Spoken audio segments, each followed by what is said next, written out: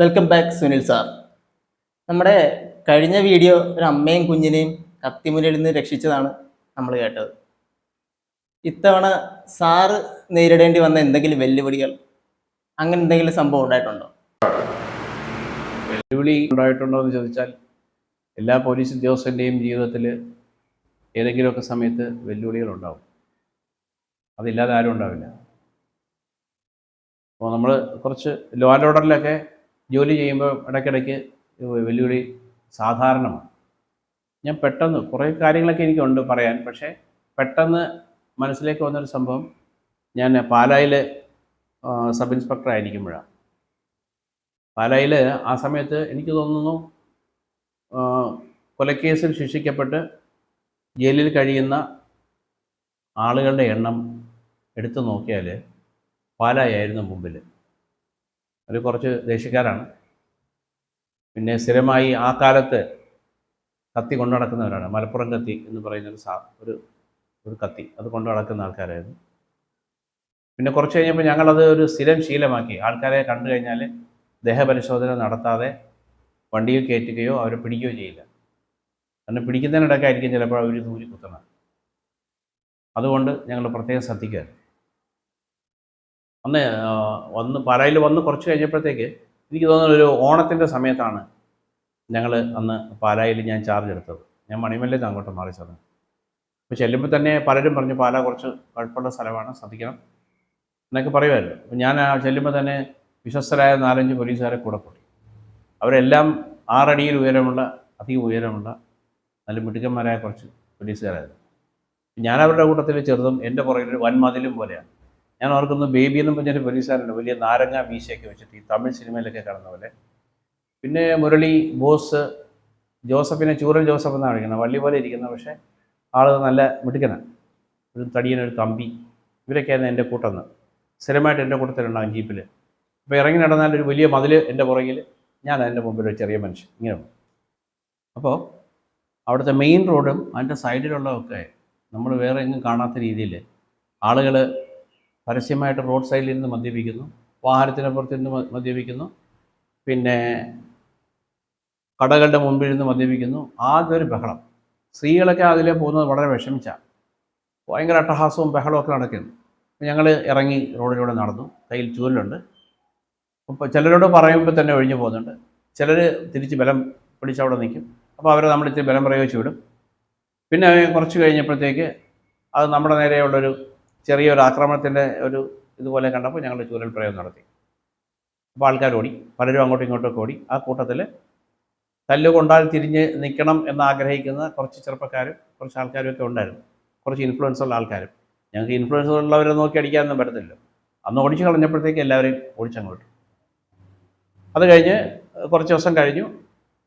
അത് കഴിഞ്ഞിട്ടാണ് അവിടെ അടുത്തൊരു പള്ളിയിൽ, ഞാൻ ആ പള്ളിയുടെ പേര് മലപ്പുറം പറയാത്തതാണ്, അവിടെയുള്ള ആൾക്കാരെ നമ്മൾ ഇതാക്കിയെന്ന് വേണ്ട.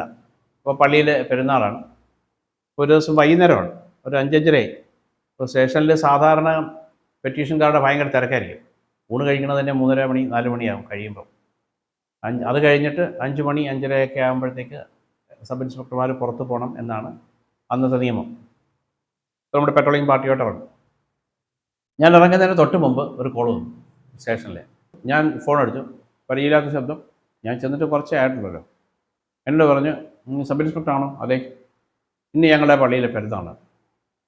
അപ്പോൾ ഞങ്ങൾ കുറച്ച് മുമ്പ് ഒരു കുറി ഇട്ടു. പക്ഷെ എന്തിനു കുറിയാണ്? ചിട്ടി എൻ്റെ കുറിയാണോ? ഇങ്ങനെ ആലോചിച്ചു. അതല്ല, ഞങ്ങൾക്ക് വൈകുന്നേരം പെരുന്നാളിന് ഞങ്ങളിടയ്ക്ക് ഞങ്ങൾക്ക് ശത്രുതയുള്ളവനായിട്ട് ഒരു ചെറിയ പണി ഞങ്ങൾ കൊടുക്കാറുണ്ട്. അപ്പോൾ ഇത്തവണ SIയുടെ പേരാണ് വീണിരിക്കുന്നത്. എൻ്റെ പേരിടാൻ എന്താ കാരണം എന്ന് ചോദിച്ചു. കുറച്ച് കഴിഞ്ഞ ഓണത്തിന് ചൂരൽ കൊണ്ട് കുറേ പേര് അടിച്ചിട്ടുണ്ട്, ഞങ്ങളെല്ലാവരും കൂടി ഇന്ന് പള്ളിയിലുണ്ടാവും. തന്നെ കിട്ടിയാൽ തനിക്ക് 2 കുത്ത് ഞങ്ങൾ തരും, ഇന്നെ തീർത്ത് കളയപ്പെടാമെന്ന് പറഞ്ഞു. അപ്പോൾ തന്നെ നമ്മളന്ന് വളരെ ചെറുപ്പമല്ലേ, അത് കേൾക്കേണ്ട താമസം. എന്നാൽ വന്നേക്കടാമെന്ന് പറഞ്ഞ് ഞങ്ങൾ അങ്ങോട്ടും ഇങ്ങോട്ടും ഫോണിൽ കൂടെ 1-2 ചീത്ത വിളി അങ്ങോട്ടും ഇങ്ങോട്ടൊക്കെ നടത്തി. അപ്പോൾ തന്നെ ഞാൻ നമ്മുടെ ടീമിനെ വിളിച്ചു. അപ്പോൾ അതിനകത്ത് മുരളിയാണെന്ന് തോന്നുന്നു എന്നോട് പറഞ്ഞു, സാർ അത് കുറിയിട്ട് കൊല്ലുക എന്ന് പറയുന്നൊരു പഴയ പ്രയോഗമുണ്ട് ഇവിടെ. അപ്പോൾ അതിൽ ആരോ കള്ളുകുടിയന്മാരായിരിക്കും, എന്തായാലും നമുക്കൊന്ന് ശ്രദ്ധിക്കാം. അവർ സാറിൻ്റെ പേര് കുറിയിട്ടെന്ന് പറയുമ്പോൾ കുറിയിട്ട് കൊല്ലും എന്നാണ് അതിൻ്റെ അർത്ഥം. ഞാൻ പറഞ്ഞു അങ്ങനെ നോക്കി ഇപ്പോൾ തന്നെ പോകണം. അപ്പോൾ പറഞ്ഞു അവർ 8 മണിക്കല്ലേ പറഞ്ഞിരിക്കണം, അത് നമ്മൾ ഇപ്പോഴേ പോയാൽ അവന്മാരെ കാണത്തില്ല, അവർ കണ്ടുപിടിക്കാനൊക്കെ പോകും. 8 മണിയാകുമ്പോൾ നമുക്കവിടെ പോകാം, പക്ഷേ സാർ കരുതി പോകണം നമ്മൾ. ഞാൻ പിസ്റ്റൽ ലോഡ് ചെയ്തു, വണ്ടിയുടെ അകത്ത് വെച്ചു, അരയിലിട്ടില്ല. അപ്പോൾ നമ്മൾ പേടിച്ച് പോയെന്ന് പറയല്ലോ, അതൊക്കെ ചിന്തയാണ്. ഇന്നാണ് ഞാൻ തോക്കരയിൽ കാണിച്ചുകൊണ്ട് തന്നെ പോകും. അന്ന് പിന്നെ വരുന്നിടത്ത് കാണാം എന്നൊരു ചിന്തയെല്ലാം വന്ന് ഞങ്ങളെല്ലാവരും കൂടെ ഈ പറഞ്ഞ ടീമെല്ലാം കൂടെ ഞങ്ങൾ അവിടേക്ക് പോയി. അപ്പോൾ അന്ന് ഞാൻ ചെല്ലുമ്പോൾ തന്നെ എൻ്റെ CI ആയിരുന്നത് ഡൊമിനിക് ചാവറ സാറാണ്.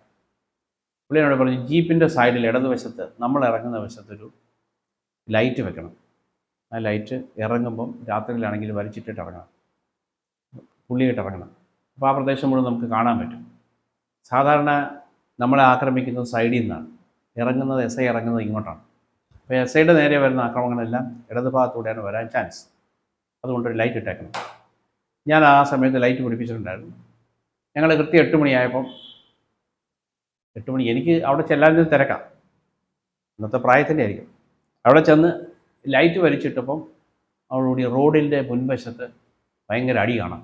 ആളുകൾ അങ്ങോട്ടും ഇങ്ങോട്ടും അടിക്കുന്നുണ്ട്, വടി കൊണ്ട് അടിക്കുന്നുണ്ട്, കെട്ടിമറിഞ്ഞ് വീഴുന്നുണ്ട്, ഒരു വല്ലാത്ത ബഹളം. അപ്പോൾ അതെന്താണെന്ന് ഞങ്ങൾക്ക് മനസ്സിലായില്ല. ഞങ്ങളെല്ലാവരും കൂടെ ചാടി ഇറങ്ങി ലത്തിയൊക്കെ കയ്യിലെടുത്തു. ഷീൽഡൊന്നും കൊണ്ടുപോയിട്ടില്ല. അപ്പം പെട്ടെന്ന് 1-2 കല്ല് റോഡിൽ വന്ന് വീണു, ഒരെണ്ണം ജീപ്പിൻ്റെ പുറത്ത് വീണു. അപ്പോൾ ഇതൊരു സിറ്റുവേഷൻ മാറുന്ന പോലെ എനിക്ക് തോന്നി. അപ്പോൾ ഞങ്ങൾ ഇതും എടുത്തുകൊണ്ട് ഡ്രൈവറോട് വണ്ടി നോക്കിക്കൊന്ന് പറഞ്ഞ് മുമ്പോട്ട് നടക്കാൻ പോകുമ്പോൾ നമ്മുടെ കൂട്ടത്തിലുള്ളവർ മുൻപിലുള്ളവരെ ലാത്തി വെച്ച് ഓടിക്കാൻ തുടങ്ങി. പെട്ടെന്ന് എന്തോ ഒരു സെൻസ് അങ്ങനെ തോന്നിയതാണ്. ആ കൂട്ടത്തിൽ നിന്ന് ഒരാൾ ഇടത്തോട്ട് ഓടുന്നുണ്ട്, റബ്ബർ തോട്ടത്തിലോട്ട്. അവിടെ നിന്ന് ഓടിയിട്ട് നേരെ ജീപ്പിൻ്റെ സൈഡിൽ കൂടെ എൻ്റെ ഇടത് ഭാഗത്തൂടെ എൻ്റെ പുറവശത്തേക്ക് വരാനുള്ളൊരു ശ്രമം പോലെ തോന്നി. ഞാൻ അങ്ങോട്ട് നോക്കിയതില്ല, പക്ഷേ എനിക്ക് ഇടത്ത് കണ്ണിൽ കൂടെ കാണാം ഒരാൾ ഇവിടുന്ന് ആ കൂട്ടത്തിൽ നിന്ന് തെറിച്ചു പോകുന്നതും അവിടെ നിന്ന് ഇപ്പുറത്തെ സൈഡിലേക്ക് വരുന്നതും ഒക്കെ എനിക്ക് കാണാം. ഞാൻ അവെയറാണ്. ഇപ്പോൾ ലൈറ്റ് ഉള്ളത് കൊണ്ട് ഇയാളുടെ ഓട്ടത്തിൽ ഇയാളിങ്ങനെ പതുക്കെ, നല്ലൊരു ആരോഗ്യസ്ഥിതിയല്ല, മദ്യപിച്ചിട്ടുണ്ടെന്ന് നമുക്ക് മനസ്സിലാവും, ഓടി അങ്ങോട്ട്. അപ്പോൾ അടി ജീപ്പിൻ്റെ ഫ്രണ്ടിൽ വന്നു. ആൾക്കാർ അവിടെ നിന്ന് തള്ളി കുറച്ച് പേര് ഇന്ന് ജീപ്പിൻ്റെ മുൻവശത്ത് എത്തിക്കഴിഞ്ഞു.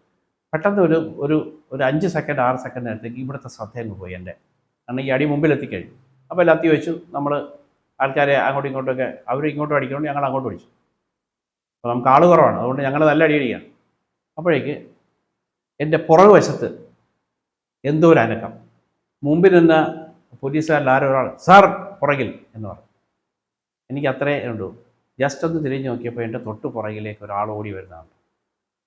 പിന്നെ ഒന്നും നോക്കില്ല, ജീപ്പിൻ്റെ സൈഡിലെ ഇതിലേക്ക് പിടിച്ചിട്ട് പുറകിലേക്ക് കാലുകൊണ്ട് ഒരു ചവിട്ടം കൊണ്ട് കൊടുത്തു. അപ്പം എൻ്റെ ചവിട്ടിൻ്റെ ഗുണം കൊണ്ടല്ല, അയാൾ ഓടി സ്പീഡിൽ കയറി വരികയാണ്. അയാളുടെ വയറിൻ്റെ ഏറ്റവും അടിഭാഗത്തേക്ക് ബൂട്ടിൻ്റെ ഹീലിൻ്റെ ഭാഗം ചെന്ന് ഇടിച്ചങ്ങ് കയറി. അതോടുകൂടി ഇയാൾ മറിഞ്ഞ് റോഡിൽ വീണു.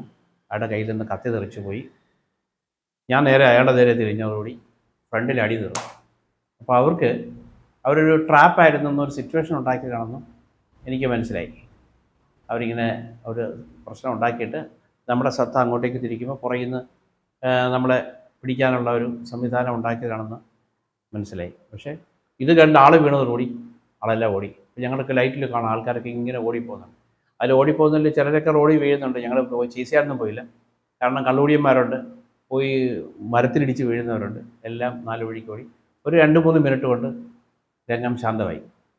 തിരിച്ചു വന്ന് നോക്കിയപ്പോൾ ഇയാൾ ആ ചവിട്ട് വളരെ കാര്യമായി, നമ്മൾ ജീവൻ പോകാൻ നേരത്തുള്ള ചവിട്ടല്ലേ, അത് നല്ല കാര്യമായിട്ട് കൊണ്ടിട്ടുണ്ടായിരുന്നു. അതും ബുക്കിൻ്റെ താഴെ ബൂട്ടിൻ്റെ ഹീലാണ് കയറിയത്. അയാൾ അവിടെ നിന്ന് അയാൾക്ക് ബോധമില്ലായിരുന്നു. ഞങ്ങൾ അയാളെ പൊക്കിയെടുത്തു. അപ്പോൾ തന്നെ ജീവൻ രക്ഷിക്കണമല്ലോ, നേരെ പാല ആശുപത്രിയിലേക്ക് കൊണ്ടുവന്നു. അവിടെ മുരളിയുടെ അമ്മാവൻ ഡോക്ടർ ഉണ്ണികൃഷ്ണനാണ് ഉണ്ടായിരുന്നത്. പുള്ളി ഓർത്തോയുടെ സ്പെഷ്യലിസ്റ്റാണ്. പക്ഷെ അന്ന് പുള്ളിക്കാണ് ഡ്യൂട്ടി. കൊണ്ടേ അവിടെ കൊടുത്തു കഴിഞ്ഞപ്പോൾ പുള്ളി ഇതൊക്കെ നോക്കിച്ച് പറയുന്നത്, നിങ്ങൾ എന്ത് ചെയ്ത് കൊണ്ടുവന്നിരിക്കുകയാണെന്ന് ചോദിച്ചു. ഞങ്ങളുണ്ടായ കാര്യം പറഞ്ഞു, ഇങ്ങനെയാണ് ഒറ്റ ചവിട്ടേ കുട്ടിയുള്ളൂ, ഇതാണ് സംഭവം, അത് മതി, അപ്പോൾ ഇതെന്താ ചെയ്യേണ്ടതെന്ന് എനിക്കറിയത്തില്ല, ഇനി മെഡിക്കൽ കോളേജ് കൊണ്ടുപോകേണ്ടി വരുമോ എന്നൊക്കെ ചോദിച്ചപ്പോൾ ഞങ്ങൾ പതുക്കെ ടെൻഷനാകാൻ തുടങ്ങി. ഞാൻ വിചാരിച്ചു കുറച്ച് കഴിഞ്ഞ് ബോധം വരും, കള്ളു കുടിച്ച് വീണാണെന്നാണ്. പക്ഷേ അതിന് ഈ ചവിട്ടിൻ്റെ ഇമ്പാക്റ്റ് കൂടെ കൊണ്ടാണെന്ന് പുള്ളി പറഞ്ഞു. പിന്നെ രാത്രി അയാൾ, അപ്പോൾ ഞങ്ങൾ ഇയാളെ പറ്റി അന്വേഷിച്ചപ്പം അയാൾ പഴയ ഒരു കൊലക്കേസിലെ പ്രതിയാണ്. അവർ അന്ന് ഈ ഓണത്തിൻ്റെ അന്ന് അവിടെ വന്ന് ഞങ്ങൾ ഓടിച്ചു വിട്ട കൂട്ടത്തിൽ ഇയാളും ഒക്കെ ഉണ്ട്. അപ്പോൾ അവർക്കൊരു വലിയ നാണക്കേടായിപ്പോയി. ഇതിനു മുമ്പ് അങ്ങനെ ഈ ഓണത്തിൻ്റെ അന്നൊക്കെ ഇങ്ങനെ അഴിച്ചു വിടുകയാണ് ആൾക്കാരെ. അന്നത്തെ ഞങ്ങളുടെ കുറച്ച് സ്ട്രിക്റ്റായ ആക്ഷനിൽ ഇവർക്കൊക്കെ കുറച്ച് ചീത്തപ്പേരുണ്ടായി, കുറച്ച് നാണക്കേടുണ്ടായി. അപ്പോൾ അതിന് പകരം തീർക്കാൻ വേണ്ടി ഞങ്ങളൊന്ന് തിരിച്ചടിക്കാൻ ഉള്ള ഒരു ഉദ്ദേശത്തിലാണ് ചെയ്തത്. അപ്പം ഇയാളെ അവിടെ ഹോസ്പിറ്റലിൽ കൊണ്ടുവന്ന് ഡോക്ടർ കുറച്ച് നേരം നോക്കിയതിന് ശേഷം പറഞ്ഞു, ഇനി നമുക്ക് എന്നാൽ കോട്ടയം മെഡിക്കൽ കോളേജിലേക്ക് കൊണ്ടുപോകാം, അയാൾക്ക് മൂത്ര തടസ്സമുണ്ട്, അത് ഇനി അങ്ങനെ വെച്ചുകൊണ്ടിരിക്കാൻ പറ്റില്ല, അതുകൊണ്ട് കൊണ്ടുപോകാമെന്ന് പറഞ്ഞു. അപ്പോൾ ഞങ്ങളൊരു ആംബുലൻസ് വിളിക്കണം. അപ്പോൾ ഞങ്ങൾക്ക് ടെൻഷൻ കൂടി, ഇതെന്തിലേക്കാണ് പോക്കെന്നറിയാതെ ടെൻഷൻ കൂടി. അപ്പോൾ ഒരു 3 മണിയായി. അതിന് ഡോക്ടർ അടുക്കെ പോയിരുന്ന് ഇയാളെ ഇങ്ങനെ ഇവിടെ ഇങ്ങനെ തടയിക്കൊണ്ടൊക്കെ ഇരിക്കുക. അതിനിടയ്ക്ക് പെട്ടെന്ന് അപ്രതീക്ഷിതമായി മൂത്രം പമ്പ് ചെയ്ത് പുറത്തേക്ക് വന്നു. ഇയാളുടെ മുണ്ടും ഇതൊക്കെ നനഞ്ഞു. ഒരു 2 മിനിറ്റ് കഴിഞ്ഞപ്പം അയാൾക്ക് ബോധം വീണു, അയാൾ എണീറ്റിരുന്നു. അപ്പം ഞങ്ങളെ കണ്ടപ്പോൾ ഇയാൾ വല്ലാതെ പേടിച്ചു പോയി. ഇവർ പ്ലാൻ ചെയ്തു, ഇയാൾക്ക് അടി കിട്ടി, വീണു, ഇനി വീണ്ടും കേസും വഴക്കും ഒക്കെ ആകും എന്നൊരു ഭയം കൊണ്ടായിരിക്കും. അപ്പോൾ പുള്ളി പറഞ്ഞു, എനിക്ക് ഇനി ഹോസ്പിറ്റലൊന്നും കിടക്കാൻ, എനിക്ക് വീട്ടിൽ പോയാൽ മതിയെന്നാണ്. ഡോക്ടർ പറഞ്ഞു, അതല്ല, കുറച്ച് സീരിയസ് ഇഷ്യൂ ആണ്, രാവിലെ പോകാം. അയാൾ സമ്മതിക്കില്ല, അയാൾക്ക് പോയാൽ വിട്ടുള്ളൂ. പിന്നെ ഞങ്ങൾ അവിടെ തന്നെ ഉള്ളൊരു കോൺഗ്രസിൻ്റെ നേതാവ് എടുത്തിട്ടുണ്ടായിരുന്നു. പുള്ളിയെ വിളിച്ചു വരുത്തി ഞങ്ങൾ സംസാരിച്ചപ്പോൾ അയാൾ പറഞ്ഞു, സാറിനെ കൊല്ലണമെന്നൊന്നും പരിപാടിയില്ലായിരുന്നു, പക്ഷെ ഒരു കുത്ത് തന്നു വിടണം എന്ന് എല്ലാവരും കൂടെ തീരുമാനിച്ചു. കേസ് ഞങ്ങൾ നടത്തിക്കൊള്ളാമെന്ന് ഉറപ്പിച്ചായിരുന്നു. അപ്പോൾ എനിക്ക് ജയിലിൽ പോയൊക്കെ പരിചയമുള്ളതുകൊണ്ടാണ് എൻ്റെ പേര് പറഞ്ഞത്. ഇതിങ്ങനെ ഒന്ന് സംഭവിക്കുമെന്ന് ഞാനും വിചാരിച്ചില്ല. അന്ന് ഭാഗ്യത്തിനാണ് രക്ഷപ്പെട്ടത്. ഒരു നിമിഷം ശ്രദ്ധ പോയിരുന്നെങ്കിൽ, അല്ലെങ്കിൽ ആ പോലീസുകാരെ കാണാതിരുന്നെങ്കിൽ, എനിക്കതുപോലെ ചെയ്യാൻ പറ്റില്ലായിരുന്നെങ്കിൽ ഇന്ന് സംസാരിക്കാനൊരു പക്ഷേ ഞാൻ ഉണ്ടാകുമായിരുന്നില്ല. ഇത് എൻ്റെ മാത്രം ജീവിതത്തിൽ ഉണ്ടാകുന്നതല്ല, പോലീസ് ഉദ്യോഗസ്ഥന്മാർക്ക് പ്രതികളെ പിടിക്കാൻ പോകുമ്പോഴും മറ്റൊക്കെ സ്ഥിരമായി ഇത്തരം വെല്ലുവിളികൾ നേരിടേണ്ടി വരാറുണ്ട്. അപ്പോൾ ചോദിച്ചത് കൊണ്ട് പെട്ടെന്ന് ഓർത്ത ഒരു സംഭവം പറഞ്ഞെന്ന് മാത്രം. പാലായിൽ ഇപ്പം ഇതുപോലത്തെ വിചിത്രമായ കുറിയിട്ട് കൊല്ലുന്ന ആചാരങ്ങളൊക്കെ ഉണ്ടോ സാർ? പാലാക്കാരെ സംബന്ധിച്ചിടത്തോളം അവർ നല്ല ധീരന്മാരാണ്, വളരെ വാശിക്കാരുമാണ്. പക്ഷേ ഇങ്ങനെയുള്ള ആചാരങ്ങളൊന്നും അവിടെ ഇല്ല. അവർ നല്ല മനുഷ്യരാണ്. നമ്മൾ അവരോട് ഇടപെടുന്നത് പോലെയാണ് അവർ തിരിച്ചിടപെടുന്നത്. പണ്ട് ഇങ്ങനെയൊക്കെ ഞാൻ ചെല്ലുമ്പോഴും കേട്ടിട്ടുണ്ട്, ഇങ്ങനെ പെരുന്നാളോടനുബന്ധിച്ച് അവർക്ക് ദേഷ്യമുള്ളവരുടെ പേര് കുറിയിട്ട് കുലുക്കി എടുത്തിട്ട് അയാളെ അന്ന് ഉപദ്രവിക്കുന്ന ഒരു സമ്പ്രദായം ഉണ്ടായിരുന്നെന്ന് ഞാൻ കേട്ടിട്ടുണ്ട്. പക്ഷേ അതിനുശേഷം എൻ്റെ ടെനുകളിൽ ഞാൻ മനസ്സിലാക്കിയത് നല്ല മനുഷ്യരാണ്, കുറച്ച് വാശിക്കാരാണ്, നല്ല സാമ്പത്തിക ശേഷിയുള്ളവരാണ്, നല്ല ആരോഗ്യമുള്ളവരാണ്, നല്ല സ്നേഹമുള്ളവരാണ്. എനിക്ക് ഒരുപാട് സുഹൃത്തുക്കൾ ഇപ്പോഴും ഉണ്ട്. പിന്നീട് അങ്ങനെ ഈ കുറിയിട്ട് കൊല്ലുന്നത് ഒരു ആചാരമായിട്ട് അവർ കൊണ്ടു നടക്കുന്നതായിട്ട് എനിക്ക് തോന്നിയിട്ടില്ല. പോലീസ് ജീവിതം അപകടകരമാണെന്നറിയാം സാർ, പക്ഷെ ഇത്രയും കാഠിന്യമേറിയതാണെന്ന് സാറ് പറഞ്ഞപ്പോഴാണ് മനസ്സിലായത്. അടുത്തൊരു എപ്പിസോഡുമായി നമുക്ക് വീണ്ടും കാണാം. ബൈ.